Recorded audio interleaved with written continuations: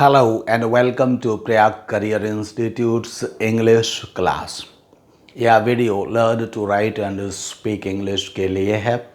इस वीडियो में हम आज से पहले के वीडियो में जो 2 फॉर्मूलाज हमने सेंटेंसेस को ट्रांसलेट करने के लिए सीखे हैं, उन 2 रूल्स और फॉर्मूलाज का आज हम रिवीजन करेंगे और कुछ सेंटेंसेस को उसी बेस पर ट्रांसलेट करके देखेंगे। एंड इसके साथ ही आज हमने 15 वर्ड्स लिए हैं, 15 वर्ड्स लिए हैं। ये सभी वर्ब्स हैं और इन वर्ब्स को भी हम सीखेंगे और इनका यहाँ पर हमने प्रोनाउंसिएशन भी लिखा है, इनका यहाँ पर हमने मीनिंग भी लिखा है, यहाँ पर इनकी सेकंड और थर्ड फॉर्म्स भी लिखी हैं, तो इनको भी हम आज पढ़ना सीखेंगे। तो आइए सबसे पहले तो हम ट्रांसलेशन से शुरू करते हैं। ट्रांसलेशन में क्या है, हमने पढ़ा था कि हम सबसे पहले किसी भी सेंटेंस को ट्रांसलेट करने के लिए सबसे पहले उसके सब्जेक्ट का डिसीजन हम लेते हैं कि उसका सब्जेक्ट, उस सेंटेंस में सब्जेक्ट कैसा है, रियल है या फिर ग्रामेटिकल है या फिर डुप्लीकेट है। अगर रियल है तो हम इस फॉर्मूला का प्रयोग करते हैं, अगर ग्रामेटिकल सब्जेक्ट है किसी सेंटेंस में तो फिर हम इस फॉर्मूला का प्रयोग करते हैं एंड उस सेंटेंस को ट्रांसलेट करते हैं। तो आइए हम इन सेंटेंसेस को ट्रांसलेट करते हैं। ये मैंने पहले से करके नहीं रखे हैं, आज मैं साथ के साथ ही करूँगा या फिर मैं बोलता जाऊँगा, साथ के साथ करूँगा। देखिए जैसे मैंने यहाँ लिखा, वह कपड़े धुलती है, वह कपड़े धुलती है। तो फिर से मैं देखूँगा कि इसमें जो सब्जेक्ट है वो रियल सब्जेक्ट है या फिर ग्रामेटिकल सब्जेक्ट है, यानी कि डुप्लीकेट सब्जेक्ट है। तो कौन कपड़े धुलता है, इसलिए कपड़े धुलती है। मैं सब्जेक्ट जानने के लिए कौन से प्रश्न करूँगा, तो कौन कपड़े धुलता है, वह कपड़े धुलती है। इसका मतलब कौन का मुझे कौन प्रश्न से कौन शब्द से जो प्रश्न पूछा गया है उसका मुझे उत्तर मिल जाता है कि वह कपड़े धुलती है। इसका मतलब है कि वह इसमें रियल सब्जेक्ट की तरह है। अगर यह इसमें रियल सब्जेक्ट अवेलेबल है तो इसका मतलब है कि यह सेंटेंस एक्टिव वॉइस में हो गया, और अगर यह सेंटेंस एक्टिव वॉइस में हो गया तो इसका मतलब है कि यह सेंटेंस इस फॉर्मूला से ट्रांसलेट किया जाएगा। इस फॉर्मूला में सबसे पहले क्या है, सब्जेक्ट है, और यहाँ हमें रियल सब्जेक्ट क्या है, यहाँ रियल सब्जेक्ट ही है। तो यहाँ सबसे पहले देखिए रियल सब्जेक्ट क्या है, रियल सब्जेक्ट है वह की इंग्लिश क्या होती है, वह की अंग्रेजी होती है इसमें शी। तो यहाँ पर मैंने क्या लिख दिया, शी लिख दिया मैंने यहाँ। एंड इसके बाद सब्जेक्ट के बाद फिर क्या लिखेंगे हम, यहाँ first form of the verb लिखेंगे। तो इसमें वर्ब क्या है, वह कपड़े धुलती है। तो क्या करती है, कपड़ों का धुलती है। तो धुलती है इसमें वर्ब है। तो धुलने की इंग्लिश क्या होती है, धुलने की इंग्लिश होती है वॉश। तो इसलिए हम यहाँ पर क्या लिख लेंगे, यहाँ लिख लेंगे वॉश, यहाँ वॉश लिख लिया। अब हम देखते हैं कि यहाँ first form of the verb के साथ एस और ईएस भी ब्रैकेट में लगा हुआ है। इस एस और ईएस का मतलब है कि अगर सब्जेक्ट सिंगुलर होगा तो वर्ब के साथ एस और ईएस आएगी, अगर वर्ब सब्जेक्ट प्लुरल होगा तो वर्ब के साथ एस और ईएस नहीं आएगी। तो यहाँ देखिए शी क्या है, सिंगुलर है या प्लुरल है, अर्थात एक है या एक से ज़्यादा है। तो देखते हैं तो क्या है, शी एक है। एक है का मतलब है कि सिंगुलर है, और सिंगुलर सब्जेक्ट होने पर वर्ब के साथ एस और ईएस, वर्ब की फर्स्ट फॉर्म के साथ एस और ईएस लगा देते हैं। तो हमें यहाँ भी वर्ब की फर्स्ट फॉर्म में एस और ईएस लगानी पड़ेगी। तो जिसके लास्ट में एस एच आता है उसमें हम ई एस लगाते हैं, तो यहाँ भी हम ई एस लगा देंगे। एंड शी वॉशेस, उसके बाद क्या धुलती है, first form of the verb plus S और ईएस के बाद हम यहाँ क्या लिखते हैं, फिर हम यहाँ ऑब्जेक्ट लिखते हैं। तो ऑब्जेक्ट क्या है यहाँ, वह क्या धुलती है, वह कपड़े धुलती है। तो इसलिए यहाँ ऑब्जेक्ट के रूप में यहाँ पर क्या आ जाएगा, यहाँ ऑब्जेक्ट के रूप में आ जाएगा कपड़े। तो इसलिए कपड़े की इंग्लिश क्या होती है, क्लोथ्स। तो इस तरह से क्या हो गया, वह कपड़े धुलती है कि अंग्रेजी she washes clothes, she washes clouds, ये वह कपड़े धुलती है की इंग्लिश हो गई शी वॉशेज क्लाउड्स। इसके बाद हम दूसरा सेंटेंस लेते हैं। दूसरे सेंटेंस में कपड़े धुले जाते हैं, कपड़े धुले जाते हैं, ये सेंटेंस हो गया कपड़े धुले जाते हैं। अब इसमें देखिए, इसमें फिर से हम वही डिसीजन लेंगे कि सब्जेक्ट जो है, सब्जेक्ट वो इसमें रियल सब्जेक्ट है या ग्रामेटिकल सब्जेक्ट है। अगर रियल सब्जेक्ट है तो फिर हम एक्टिव वॉइस, और एक्टिव वॉइस है तो ये वाला फॉर्मूला लगाएंगे। और अगर पैसिव वॉइस है, यानी कि अगर ग्रामेटिकल सब्जेक्ट है और असली सब्जेक्ट इसमें नहीं है, तब फिर हम क्या करेंगे, पैसिव वॉइस इसको कहेंगे। और पैसिव वॉइस होने पर subject plus is-M-are plus third form of the verb plus object, ये वाला फॉर्मूला हम अप्लाई करेंगे। तो हमने यहाँ देखा कपड़े धुले जाते हैं, यह हमारा सेंटेंस है। और असली यानी कि ओरिजिनल सब्जेक्ट और रियल सब्जेक्ट ढूंढने के लिए हम कौन से प्रश्न करते हैं, इससे प्रश्न करते हैं, कौन शब्द से प्रश्न करते हैं। तो कपड़े धुले जाते हैं, कपड़े कौन धुलता है, कपड़े कौन धुलता है, तो कपड़े कौन धुलता है इसमें हमें नहीं पता कौन धुलता है कपड़े। चूँकि हमें नहीं पता कि कपड़े कौन धुलता है, इसलिए ये इसमें इसका मतलब है कि रियल सब्जेक्ट नहीं है। वास्तव में कपड़े किसी न किसी व्यक्ति के द्वारा धुले ही जाएंगे, लेकिन वह कौन है जो इसमें कपड़े धुल रहा है उसका यहाँ नाम नहीं है। तो इसलिए इसका मतलब है कि उसमें रियल सब्जेक्ट नहीं है। जब रियल सब्जेक्ट नहीं है तो ये तो क्या है, ये तो वर्ब है, धुले जाते हैं। तो ये कपड़े क्या है, कपड़े वास्तव में इसका सब्जेक्ट है, सब्जेक्ट की जगह आ रहा है। तो फिर ये कैसा सब्जेक्ट हो गया, ये ग्रामेटिकल सब्जेक्ट हो गया। या इसी बात को हम ऐसे भी कह सकते हैं कि जिसमें रियल सब्जेक्ट नहीं है उसमें फिर ग्रामेटिकल सब्जेक्ट जरूर होगा। दो में से कोई ना कोई एक सब्जेक्ट हर सेंटेंस में जरूर होता है, इंपेरेटिव सेंटेंसेस को छोड़कर। तो इसलिए ग्रामेटिकल, तब इसमें ग्रामेटिकल सब्जेक्ट होगा। अब ग्रामेटिकल, चूंकि ग्रामेटिकल सब्जेक्ट है तो उसका मतलब ये पैसिव वॉइस में हो गया। और अगर ये पैसिव वॉइस में हो गया तो subject plus is-M-are plus third form of the verb plus object. फिर हम इस फॉर्मूला से हम इसको ट्रांसलेट करेंगे। तो इसलिए अब हम इस फॉर्मूला को अप्लाई करें तो हम इस यहाँ भी हमको सबसे पहले क्या चाहिए, यहाँ भी हमको सबसे पहले वर्ब चाहिए, तो सॉरी सब्जेक्ट चाहिए। तो यहाँ भी हमको सब्जेक्ट ढूंढना है। अब चूंकि इसमें रियल सब्जेक्ट तो होता ही नहीं, इसलिए तो हम ये फॉर्मूला अप्लाई कर रहे हैं। अदरवाइज तो हम ये वाला फॉर्मूला अप्लाई कर रहे होते अगर इसमें रियल सब्जेक्ट होता। तो इसलिए यहाँ जब हमको ग्रामेटिकल सब्जेक्ट ढूंढना हो तब उसके लिए क्या से प्रश्न पूछते हैं, क्या। तो इसमें कपड़े धुले जाते हैं, क्या धुला जाता है, कपड़े धुले जाते हैं। तो क्या के प्रश्न में क्या आया, कपड़े आया। तो इसलिए हम कपड़े को क्या मान लेंगे, इसलिए हम कपड़े को उसका सब्जेक्ट मान लेंगे। और इसलिए हम यहाँ क्या लिखेंगे, कपड़े धुले जाते हैं कि इंग्लिश में हम सब्जेक्ट क्या लिखेंगे, यहाँ पर हम लिखेंगे कपड़े। कपड़े की इंग्लिश क्या होती है, क्लोथ्स। कपड़े की इंग्लिश क्या होती है, क्लोथ्स। तो हमने यहाँ क्लोथ्स लिख लिया, ठीक है। एंड क्लोथ्स के बाद, उसके बाद फिर देखिए यहाँ सब्जेक्ट हो गया क्लोथ्स। क्लोथ्स के बाद इज-एम-आर में से हमको कोई एक ऑक्सिलरी वर्ब यहाँ पर हमको लगाना है। तो ये ऑक्सिलरी वर्ब इज-एम-आर में से इज किसके साथ लगाई जाती है, सिंगुलर के साथ। एम किसके साथ लगाई जाती है, आई के साथ। एंड आर किसके साथ लगाई जाती है, प्लूरल के साथ। तो हमको देखना पड़ेगा कि हमारा ये जो ग्रामेटिकल सब्जेक्ट है ये सिंगुलर है, प्लूरल है या आई है। तो आई तो है नहीं, ठीक है। आई तो आई स्पेलिंग आई होती है, लेटर आई होती है, तो आई तो है नहीं। तब ये क्या है, तब ये यहाँ एस और एस लगा हुआ है क्लोथ के साथ। इट मीन्स ये प्लूरल है, यानी एक से ज़्यादा है। जब एस और एस किसी नाउन के साथ में लगा होता है तब वह एक से ज़्यादा होता है। तो इसलिए क्लोथ्स, तो क्लोथ्स यहाँ प्लूरल हो गया। तो इसलिए क्या हो जाएगा, प्लूरल के साथ हम क्या लगाएंगे, यहाँ से आर लगाएंगे, आर। तो इसलिए क्या हो जाएगा, क्लोथ्स आर हो जाएगा, क्लोथ्स आर, क्लोथ्स आर हो गया। अब क्लोथ्स आर के बाद हमको यहाँ क्या लिखना है, हमको यहाँ इसमें देख लेते हैं।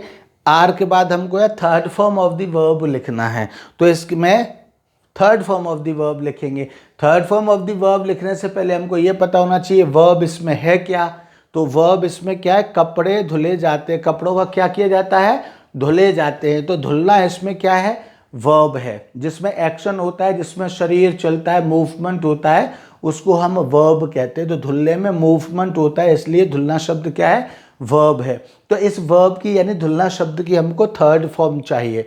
तो धुलना की इंग्लिश क्या होती है, सबसे पहले तो ये पता होना चाहिए। तो धुलना की इंग्लिश होती है वॉश। धुलना की इंग्लिश वॉश होती है। तो वॉश की जो थर्ड फॉर्म है वो क्या हो जाती है, वॉश की थर्ड फॉर्म वॉश्ड हो जाती है। तो इसलिए यहाँ क्लोथ्स आर वॉश्ड, और ये मैंने यहाँ फुल स्टॉप लगा दिया। यहाँ पर मैंने अभी वर्ब्स लिखी हुई हैं, ये मैं अभी आपको पढ़वाऊंगा थोड़ी देर में। तो पहले देखिए clothes are washed, clothes are washed, ये हो गया। इसी तरह से तुम पत्र पढ़ते हो, तुम पत्र पढ़ते हो। अब यहाँ भी हम क्या देखेंगे, यहाँ भी हम यह देखेंगे कि इसमें सब्जेक्ट कैसा है। सब्जेक्ट ओरिजिनल यानी रियल है या फिर ग्रामेटिकल सब्जेक्ट है। अगर ग्रामेटिकल है तो पैसिव वॉइस, और अगर रियल सब्जेक्ट है तो एक्टिव वॉइस। यहाँ तुम पत्र पढ़ते हो, तो पत्र काम क्या हो रहा है, काम पत्र पढ़ने का हो रहा है। कौन पढ़ रहा है पत्र, तुम पत्र पढ़ते हो। कौन पत्र पढ़ता है, तुम पत्र पढ़ते हो। इसलिए इसमें सब्जेक्ट क्या हो गया, तुम, यानी कौन के प्रश्न में क्या उत्तर मिला हमको, तुम। तो इसका मतलब तुम यहाँ पर रियल सब्जेक्ट है। रियल सब्जेक्ट होने का मतलब है कि ये सेंटेंस एक्टिव वॉइस में है, और एक्टिव वॉइस में होने का मतलब है कि इस सेंटेंस को ट्रांसलेट करने के लिए ये वाला फॉर्मूला, यानी कि singular plural subject plus first form of the verb with और विदाउट एस और ईएस प्लस ऑब्जेक्ट, ये फॉर्मूला अप्लाई होगा। तो इसलिए यहाँ पर देखिए, अब इसमें सबसे पहले हम क्या लिखेंगे, सब्जेक्ट लिखेंगे। तो सब्जेक्ट तो हमको मिल गया है, सब्जेक्ट हमारा क्या है, तुम। और तुम की इंग्लिश क्या होती है, तुम की इंग्लिश होती है यू। तुम की इंग्लिश होती है यू। अब यहाँ पर देखिए, यहाँ पर यू यानी सब्जेक्ट के बाद यू के बाद क्या होगी, प्लूरल सिंगुलर जो भी हो वो हमने सब्जेक्ट लिखा, और सब्जेक्ट लिखने के बाद फिर first form of the verb. तो यहाँ वर्ब क्या है, यहाँ देखिए वर्ब क्या है, वर्ब है पढ़ते हो। वर्ब क्या है, वर्ब है पढ़ते हो। तो पढ़ते हो की इंग्लिश क्या हो जाएगी, पढ़ते हुए की इंग्लिश और फर्स्ट फॉर्म दोनों हो जाएगी read. You read, you read. अब यू रीड क्या पढ़ते हो आप, तो हमको लिखना है subject first form of the verb plus object. अच्छा, यहाँ पर एस और ई एस है, तो एस और ई एस यहाँ पर देखना होगा, क्या इसके साथ एस और ई एस लगेगी। तो इसके लिए हमको देखना होगा कि एस और ई एस लगती कब है, यानी अगर सब्जेक्ट सिंगुलर हो तो इसके साथ एस और ई एस लगती है, अगर सब्जेक्ट प्लूरल हो तो इसके साथ एस और ई एस नहीं लगती है। तो इसलिए क्या हो जाएगा, चूंकि ये यू क्या है, यू हमेशा प्लूरल होता है, यानी गिनती में ज़्यादा होता है। इसलिए चूंकि ये प्लूरल होता है तो इसके साथ एस और ई एस नहीं लगाई जाती है, और जब इसके साथ एस और एस नहीं लगाई जाती है तो ये ऐसा ही रहेगा। तो इसलिए यू रीड। अब यू रीड के बाद क्या हो जाएगा, फिर हमको क्या लिखना है, ऑब्जेक्ट लिखना है। तो ऑब्जेक्ट क्या है इसमें, तुम पत्र पढ़ते हो। तो तुम क्या पढ़ते हो, पत्र पढ़ते हो। तो इसलिए ऑब्जेक्ट क्या है इसमें, उसमें ऑब्जेक्ट है। ऑब्जेक्ट के लिए भी हम क्या से प्रश्न पूछते हैं, क्या पढ़ते हो, पत्र पढ़ते हो। इसलिए पत्र क्या हो जाएगा इसमें, पत्र ऑब्जेक्ट हो जाएगा, और हम क्या लिखेंगे, you read a letter. You read a letter. आपके दिमाग में आ सकता है कि मैंने यहाँ ए क्यों लिखा है, या एक ऐसा विषय है कि हम इसको बाद में डिस्कस करेंगे। फिलहाल जब कोई सिंगुलर नाउन लिखते हैं हम, वर्ब के तुरंत बाद अगर कोई नाउन आता है और वो सिंगुलर है, एक है, और वर्ब के तुरंत बाद इस तरह से आ रहा है यूजुअली ऑब्जेक्ट के रूप में, तो उसके साथ फिर ए आता ही आता है। ऐसा आप अभी फ़िलहाल के लिए मान सकते हैं, ठीक है। तो यू रीड ए लेटर हो जाएगा। क्यों हो जाएगा, क्योंकि इसमें सब्जेक्ट कैसा है, रियल है। रियल सब्जेक्ट होने पर एक्टिव वॉइस में होने पर हमने इसके लिए इस रूल को चुना है, ठीक है। इसके बाद दूसरा हमारे पास अगला सेंटेंस है, पत्र पढ़ा जाता है। पत्र पढ़ा जाता है। तो फिर इसमें देखेंगे कि इसमें सब्जेक्ट कैसा है, रियल है या ग्रामेटिकल सब्जेक्ट है। तो देखेंगे, तो हम पूछेंगे कौन से प्रश्न पूछेंगे, पत्र पढ़ा जाता है, कौन पत्र पढ़ता है, जैसे इसमें पूछा था कौन पत्र पढ़ता है, तो आंसर क्या मिला था, तुम पत्र पढ़ते हो। इसी तरह से इसमें हम पूछेंगे कौन पत्र पढ़ता है, तो इसमें तो पता नहीं चल रहा कौन पत्र पढ़ता है। जब नहीं पता चल रहा कौन पत्र पढ़ता है तो इसका मतलब है कि इसमें रियल सब्जेक्ट नहीं है। तब कौन सा सब्जेक्ट है, जब रियल नहीं है तो इसमें ग्रामेटिकल सब्जेक्ट है। तो ग्रामेटिकल जब सब्जेक्ट होगा तब हम इस सेंटेंस को किस में कहेंगे, पैसिव वॉइस में कहेंगे। और जब सेंटेंस को पैसिव वॉइस में कहेंगे तब इसको ट्रांसलेट करने के लिए ये वाला फॉर्मूला अप्लाई करना पड़ेगा। तो ये फॉर्मूला क्या है, subject plus is am are plus third form of the verb plus object. तो इसलिए ये क्या हो जाएगा, पत्र पढ़ा जाता है, क्या हो जाएगा, सबसे पहले हम क्या लिखेंगे, यहाँ सब्जेक्ट लिखा हुआ है तो यहाँ भी हम सब्जेक्ट लिखेंगे। तो इसमें सब्जेक्ट क्या है, अब इसमें ओरिजिनल सब्जेक्ट या रियल सब्जेक्ट तो होता नहीं है, इसलिए इसका सब्जेक्ट ढूंढने के लिए हम क्या से प्रश्न पूछते हैं।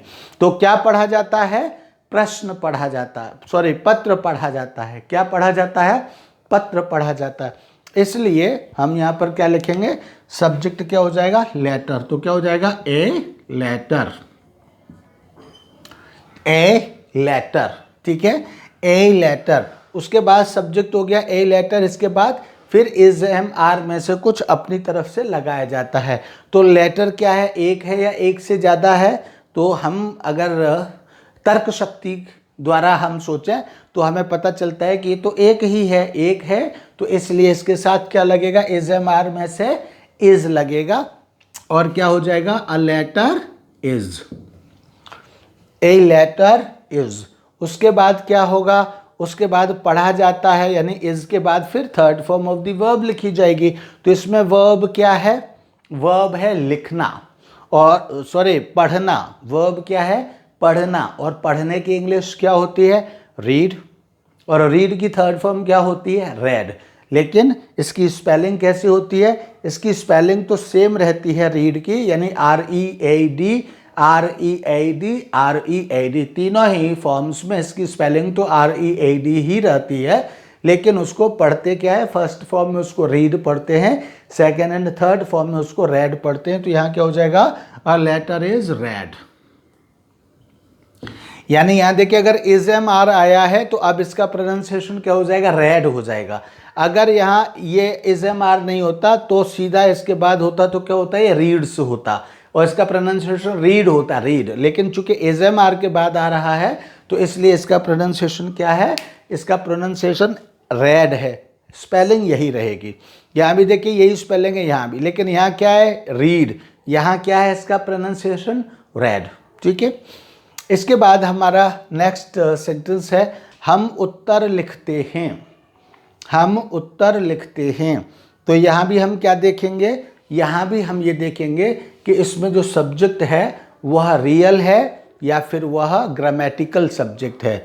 इसमें जो सब्जेक्ट है वह रियल है या फिर ग्रामेटिकल सब्जेक्ट है। तो कौन उत्तर लिखता है, ये प्रश्न पूछने के लिए या जानने के लिए, रियल सब्जेक्ट ढूंढने के लिए हम जो प्रश्न पूछते हैं वह प्रश्न किस मदद से पूछते हैं या कैसे पूछते हैं, वह प्रश्न हम कौन शब्द से पूछते हैं, वह प्रश्न हम कौन शब्द से पूछते हैं। तो हम उत्तर लिखते हैं, हम उत्तर कौन लिखता है, हम लिखते हैं, यानी कौन प्रश्न का उत्तर हमको मिल गया, कौन प्रश्न से पूछे हुए प्रश्न का उत्तर हमको मिल गया, कौन लिखता है, हम लिखते हैं। तो इसका मतलब इसमें रियल सब्जेक्ट है, और अगर रियल सब्जेक्ट है तो वो सेंटेंस क्या हो गया, एक्टिव वॉइस हो गया।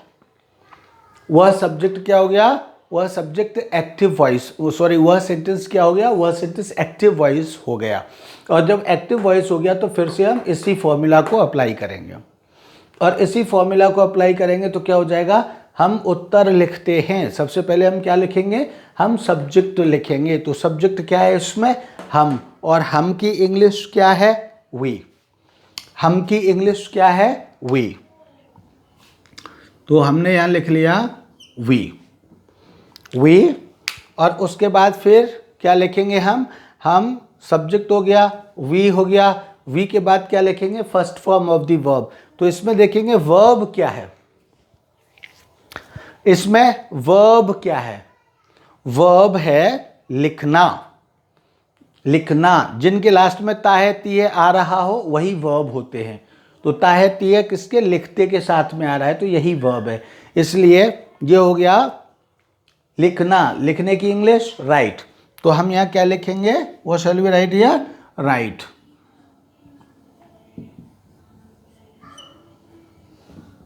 ठीक है, वी राइट, वो शैल वी राइट, हम यहाँ क्या लिखेंगे, वी राइट। अब हम यहाँ देखेंगे, यहाँ पर क्या है, एस और यस, सॉरी,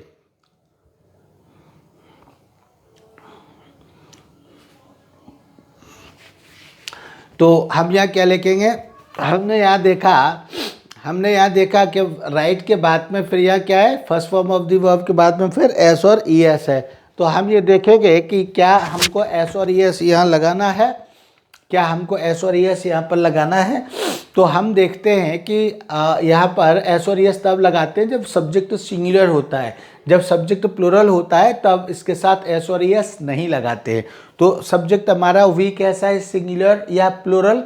तो हम अगर सोचें तो सोचने पर पता लगता है वी का मतलब क्या होता है, वी का मतलब होता है आई एंड आई, या तो ये होता है, नॉट आई एंड आई नहीं होता, I am sorry, I and you plus we होता है।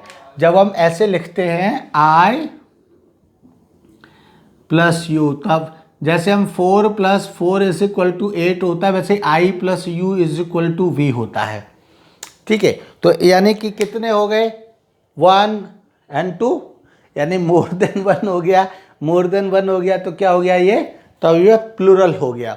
जब प्लूरल हो गया तो इसके साथ फर्स्ट फॉर्म में एस और एस लगाएंगे। क्या, जब ये सब्जेक्ट प्लूरल है तो वर्ब की फर्स्ट फॉर्म में एस और एस नहीं लगाते हैं, इसलिए क्या हो जाएगा, वी राइट। ठीक है, अब राइट के बाद क्या आ जाएगा, वर्ब के बाद ऑब्जेक्ट। ऑब्जेक्ट क्या होता है, जिस पर हम काम करते हैं। तो हम उत्तर लिखते हैं, हम क्या लिखते हैं, हम उत्तर लिखते हैं। तो राइट का ऑब्जेक्ट क्या हो जाएगा, उत्तर। तो क्या हो जाएगा, वी राइट, उत्तर की इंग्लिश क्या होती है, एन आंसर। तो वी राइट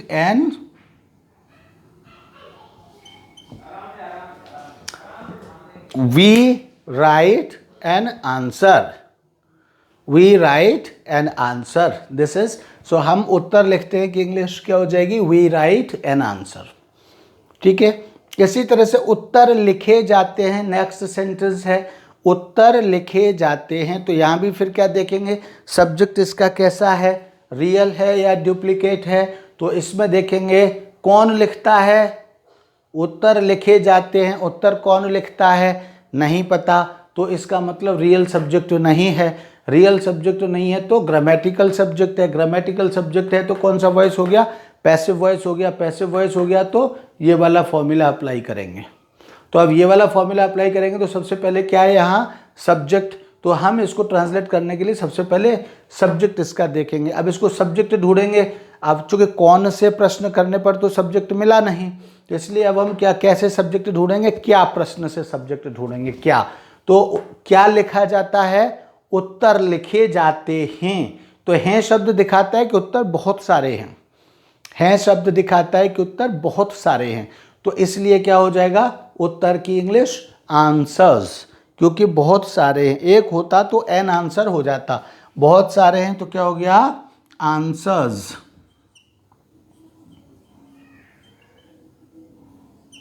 आंसर्स, अब आंसर्स हो गया, सब्जेक्ट में हमने आंसर्स लिख लिया।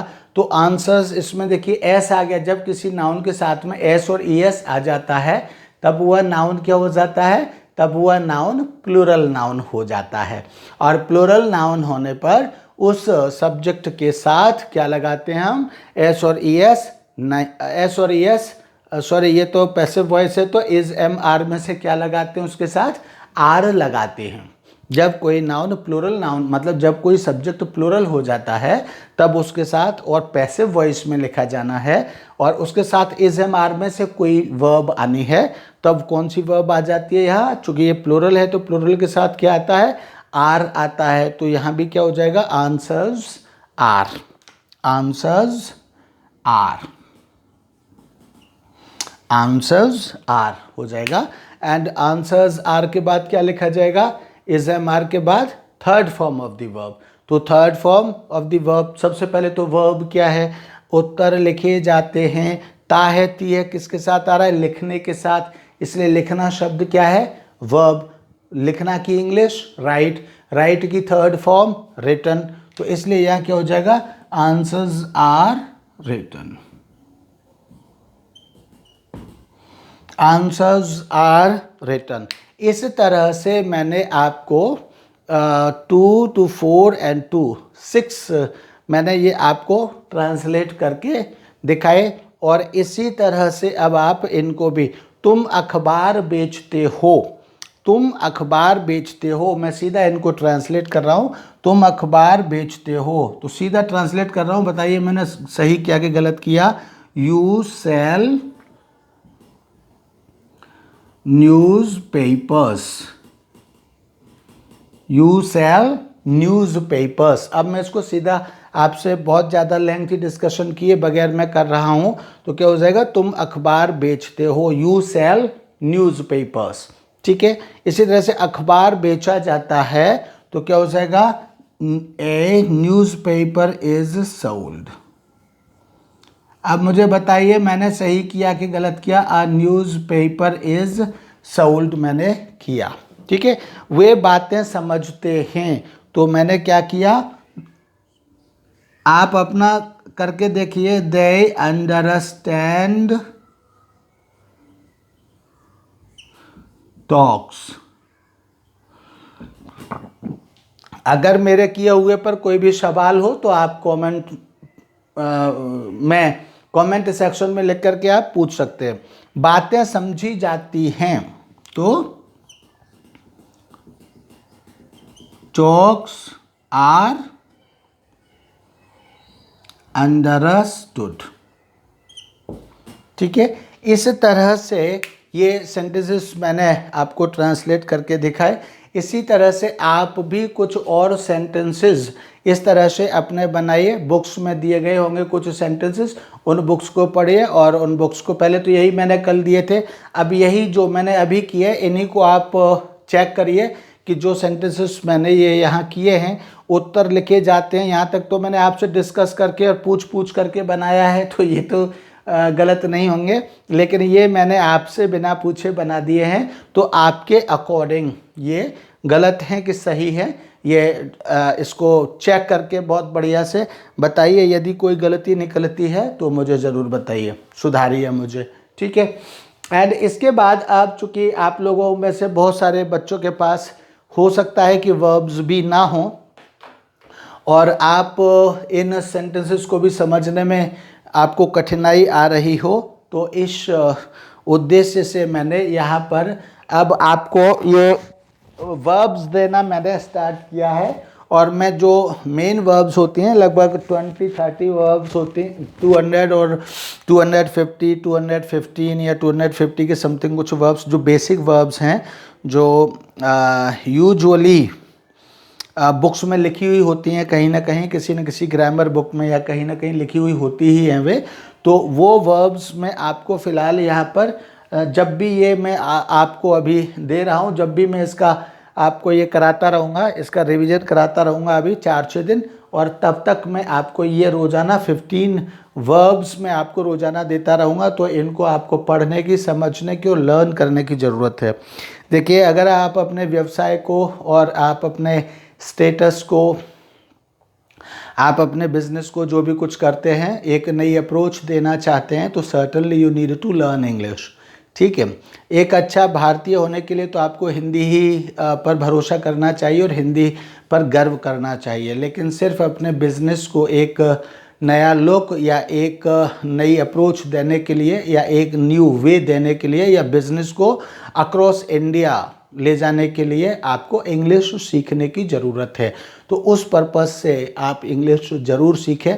आप टोटल बदल जाए और इस तरह की कोई चीज़ हो जाए कि आपको हिंदी बोलने में शर्म आए, तो ऐसी में अंग्रेजी आपको नहीं सिखाना चाहता।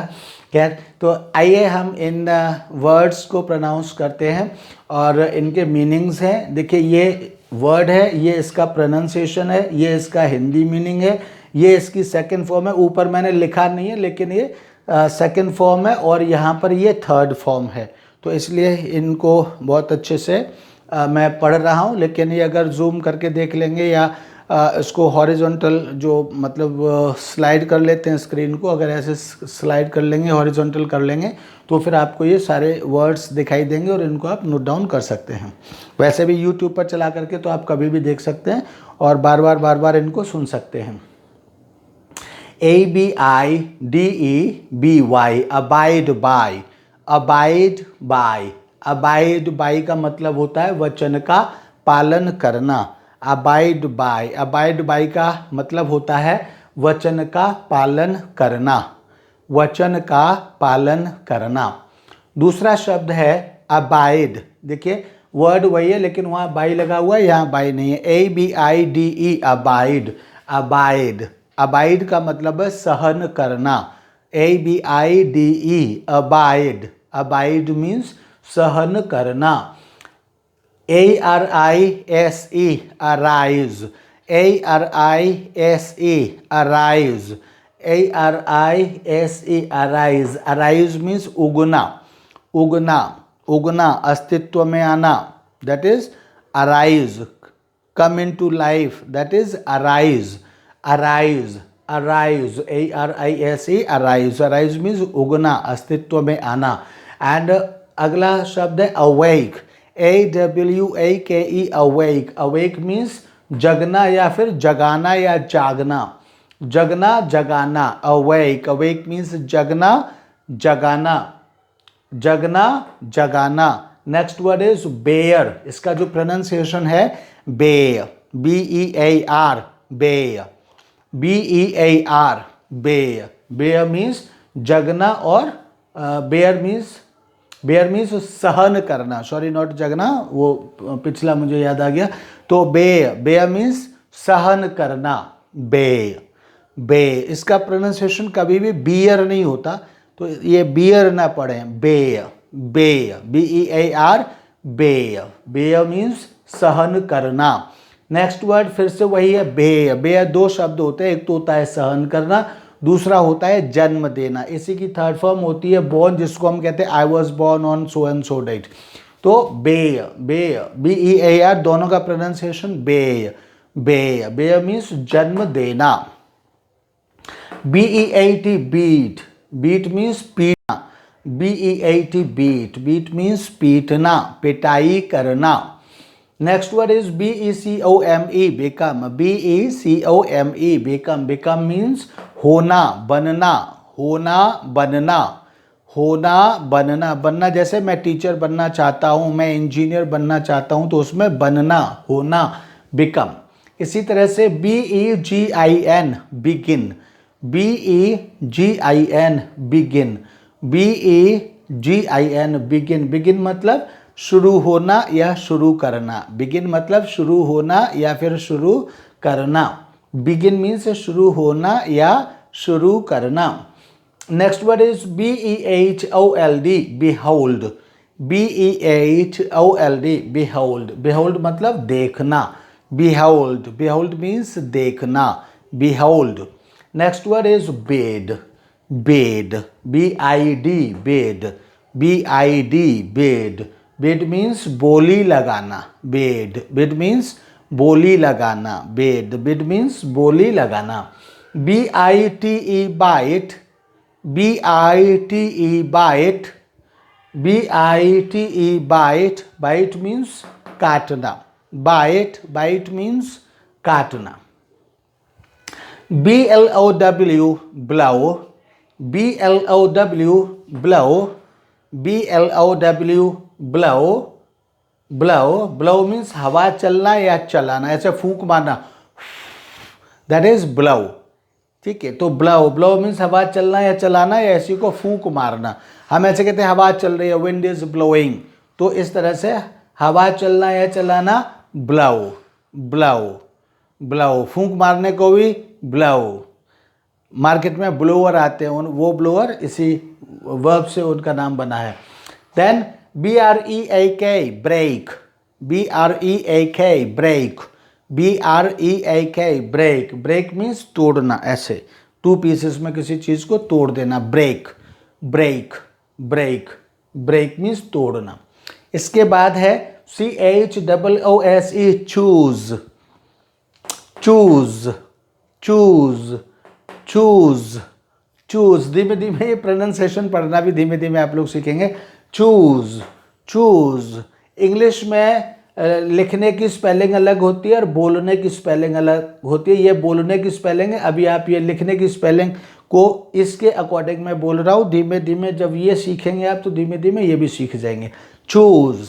अभी न भी सीख रहे हो तो भी इसको जिस तरह से मैं बोल रहा हूँ उस तरह से आप फॉलो करते रहिए, ठीक है। कई बार बहुत बार ऐसा होता है कि हमें समझ में नहीं आता, फिर भी हम टीचर को फॉलो करते रहते तो फिर धीमे धीमे चीज़ें सब समझ में आ जाती है और आगे जाके एकदम सब क्लियर हो जाता है। तो फॉलो करते रहिए, ये भी अपने आप में एक बहुत बड़ी बात होती है। चूज। चूज मीन्स चुनना। चूज मीन्स चुनना। चूज मीन्स चुनना। अब इसके बाद है, देखिए इनके ये तो मीनिंग्स है, ये मैंने मीनिंग्स आपको बोल करके बताया। इसके बाद फिर इसकी सेकेंड और थर्ड फॉर्म। तो अबाइड, अबाइड की सेकंड फॉर्म और थर्ड फॉर्म क्या होती है? अबाउड। अबाइड की 2 फॉर्म होती हैं, एक तो होती है अबाउड और अबाइडेड। मतलब सेकंड फॉर्म होती है अबाउड, सेकंड फॉर्म होती है, एक तो होती है अबाउड और abided. Abide, अबाउड, abided. Abide, अबाउड, abided. मतलब अबाइड, अबाउड सेकंड फॉर्म है, ये अबाइडेड ये भी सेकंड फॉर्म है। अबाइड सेकंड फॉर्म अबाउट और अबाइडेड भी क्या है? सेकंड फॉर्म है। और उसके बाद थर्ड फॉर्म क्या है? अबाइडन और अबाइडेड, यानी अबाइड, अबाउड, अबाइडन। इस तरह से ये सेकंड और थर्ड फॉर्म हो गई। अबाइड, अबाउड, अबाइडन, ये हो गई third form. First form, second form, third form, first form, second form, third form. Abide, abode, abidden. और उसके बाद abide, abided, abided. Abide, abided, abided. Abide, abided, abided, ठीक है। इसी तरह से अब है arise, arise, arose, arisen. Arise, arose, arisen. Arise, arose, arisen, right. इसी तरह से अराउज सेकंड फॉर्म है, अराइजन थर्ड फॉर्म है। Awake, awoke, awoken. Awake, awoke, awoken. Awake, awoke, अवोकन। Awoke क्या है? ये सेकंड फॉर्म है एंड अवोकन थर्ड फॉर्म है। Awake, awoke, awoken. Awake, awoke, awoken second form और थर्ड फॉर्म है। इसी तरह से बेयर, बो, बोन। बेयर, बो, बोन। जो सहन करना जिसकी इंग्लिश होती है बेयर की, उसकी सेकंड और थर्ड फॉर्म होती है बेयर। बेयर फर्स्ट फॉर्म, बो second form and bone third form. Bone third form. And जिसकी बेयर का मीनिंग जन्म देना होता है, इसकी देखिए स्पेलिंग दोनों एक ही है, लेकिन यहाँ ई है यहाँ ई नहीं है, इतना अंतर है सेकंड और थर्ड फॉर्म में। देख लीजिए, बेयर मीन्स जन्म देना, बोर, ये दोनों सेकंड फॉर्म एक जैसी है, लेकिन थर्ड फॉर्म में यहाँ ई है यहाँ ई नहीं है, ये ध्यान देंगे। बेयर, बो, बोन। बेयर, बो, बोन। बेयर, बो, bone. So second or third form. And then BEAT, beat. BEAT, beat. Beat second form beat and third form beaten. Beat, beat, beaten. Beat, beat, beaten, right? So beat, beat, beaten second and third form. इसी तरह से BECOME, become. Become की second form क्या है? became. BECAME, became. BECAME, became. And third form become. Become, became, become. Become, became, become. Become, became, become. Become, became, become. Become, became, become. ठीक है। इसी तरह से begin, BEGIN, begin. Begin, began, begun. Begin, began, begun. Begin, began, begun. Begin, began, begun, ठीक है। इसी तरह से behold, beheld, beheld। यहाँ देखिए hold, HOLD, यहाँ HELD, HELD। behold, beheld, beheld। Behold, beheld, beheld. यानी जब भी फर्स्ट फॉर्म लिखने के लिए आएगा तब आप ये लिखेंगे, सेकंड फॉर्म लिखने के लिए आएगा तो आप ये लिखेंगे, थर्ड फॉर्म लिखने के लिए आएगा तो ये लिखेंगे। ठीक है, इधर वाला जो भी शब्द है वो सेकंड फॉर्म, इधर वाला जो भी शब्द है वो थर्ड फॉर्म है। तो बिहेल्ड, बिहेल्ड, बेड, बेड, तीनों फॉर्म एक जैसी होती हैं। Bet, bet, bet, bet, bet, bet, bet, bet, bet, तीनों फॉर्म एक जैसी होती है। इसी तरह से bite, bit, bitten, bite, bit, bitten, BITE bite, BIT bit and BITTEN bitten, bitten, bite, bit, bitten, bite, bit, bitten. तो बाइट, बिट, बिटन ये तीनों फॉर्म एक जैसी होती है। देन ब्लो, ब्लो की second form blue and third form blown, blow, blue, blown, blow, blue, blown, blow, blue, blown. इस तरह से ये सेकंड और थर्ड फॉर्म हो गया। एंड ब्रेक, ब्रोक, यहाँ वहाँ EAK होता है, यहाँ OKE होता है। Break, broke, broken, break, broke, broken, break, broke, broken, break, broke, broken, right. इसी तरह से choose, CHOOSE, choose, CHOSE, chose, choose, chose, और यहाँ chosen, choose, chose, chosen, choose, chose, chosen, choose, chose, chosen. तो ये 15 verbs थी और उनके प्रोनाउंसिएशन, उनके मीनिंग्स, उनके सेकंड फॉर्म और उनके थर्ड फॉर्म थे। और ये यहाँ पर मैंने आपको सेंटेंसेस को रिवीजन के तौर पर मैंने आपको सेंटेंसेस को ट्रांसलेट करना दोबारा से सिखाया। कल फिर इसी तरह का मैं रिवीजन और 15 न्यू वर्ब्स के साथ आपके लिए वीडियो लेकर आऊँगा। तो तब तक आप इन वर्ब्स को बहुत अच्छे से लर्न करें। एक दिन में ये 15 वर्ब्स आपको लर्न हो ही जानी चाहिए, तभी आप इंग्लिश सीख सकते हैं, अदरवाइज़ नहीं। Thank you, that's all, bye bye.